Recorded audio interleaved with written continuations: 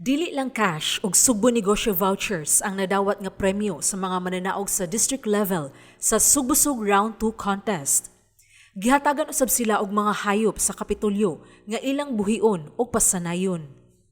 Tagduha ka mga kanding ang nadawat sa mga mananaog sa household categories, samtang taglima ka manok ug taglima ka baktin ang nadawat nga dugang premyo sa mga purok.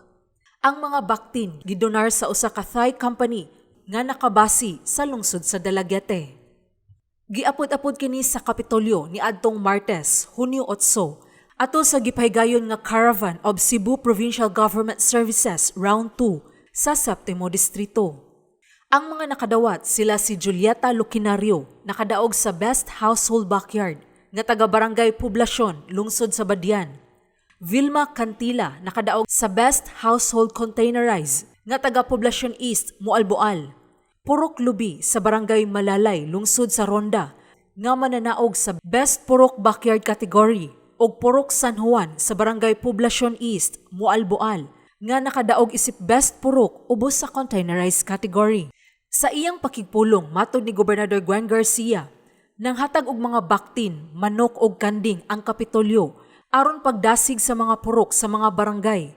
Kay nibilib kayo siya sa ilang gihimo nga paningkamot sa pagpananom og mga utanon, herbas ug medicinal plants. Tinuod lang, pwerte gyud ko kaayo ka-impressed sa mga purok.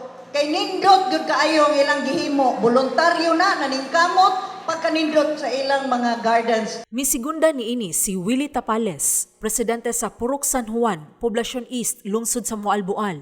Kinsa niingon nga nidaog ang ilang purok tungod sa ilang pagtinabangay ug panaghiusa sa pagpananom. Gawa sa cash prize, nakadawat usab sila og 20,000 pesos nga Sugbo negosyo coupons. Amo ning paninghaon nga mudaghan ning mga manok para makatabang mi sa among kapurok nga naami panganabuyan para usab sa among mga purok na dili na sila moadto sa layo, naa sila mapalit. Mo na among kasabutan sa negosyo.